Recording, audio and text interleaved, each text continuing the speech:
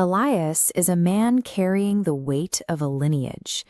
Tasked with finding a wife for his master's son, Isaac, he knows a single lapse in judgment could sever the future of an entire dynasty before it begins. The pressure is suffocating. Elias must distinguish between a woman who merely looks the part and one who carries the heart of a covenant. Choosing based on surface-level appeal risks the collapse of the birthright itself.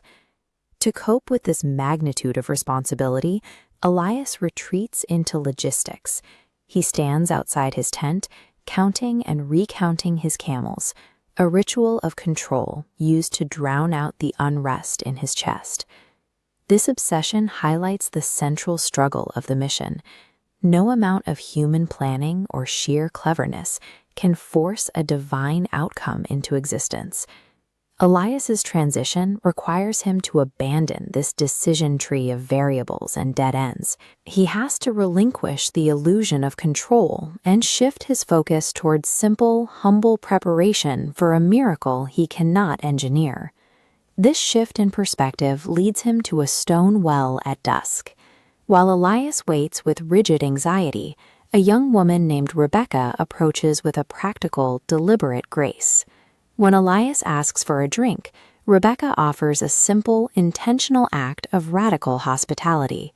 She begins the grueling task of drawing water for 10 thirsty camels, an act she performs without any knowledge of the prophecy she is touching. This willingness to exceed the baseline requirements of a stranger reveals a deep sense of awareness. She treats her immediate duties as if they are part of a larger tapestry, sensing that her generosity today might open a door to a tomorrow she hasn't yet imagined. Elias sought a sign of cosmic proportions, yet he found his answer in the rhythmic clatter of a water jar and a stranger's voluntary labor. The scene moves to the threshold of Rebecca's family home, where the narrative enters the world of ancient politics. Here, Elias meets the family patriarchs, Bethuel and Laban. Bethuel listens to the servant's report with wary caution. He is a man of the old world, weighing the honor of his house against the unknown risks of his daughter's departure. Laban sees this encounter through the lens of a strategist. He observes the wealth of the caravan and begins calculating how to leverage this match into a powerful political and economic advantage for the clan. These men represent the earthly mechanics of alliance. They attempt to lock a divine calling into a rigid grid of transactional logic and social contracts. However, their strategy has a hard limit. While the men can negotiate the terms of a contract, they lack the power to enforce the destiny behind it. All the political engineering and familial negotiation in the world is useless without the person at the center of the story choosing to participate. Inside the home, the air is thick with the scent of spices and new cloth, the physical evidence of a new future. Here, the decision finally rests with Rebecca. She stands between the safety of her known world and the terrifying pull of an unseen life. To stay is to remain within the comfort of kinship. To leave is to embrace a future she cannot yet name. Her choice to go is an act of profound courage.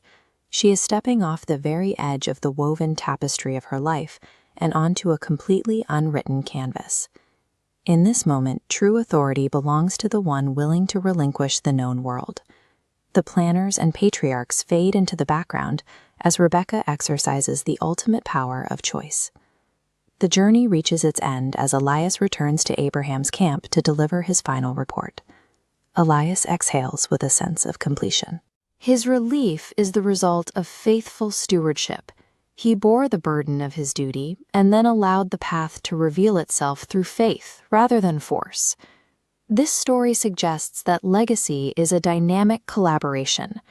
It is a living dialogue between human action and a destiny that calls to us. Reaching this kind of resolution requires us to abandon our rituals of control and navigate the skepticism of the world with the courage to embrace the unknown. Human agency is often defined by what we can build or command, but the most powerful act of agency is knowing when to surrender to a higher calling.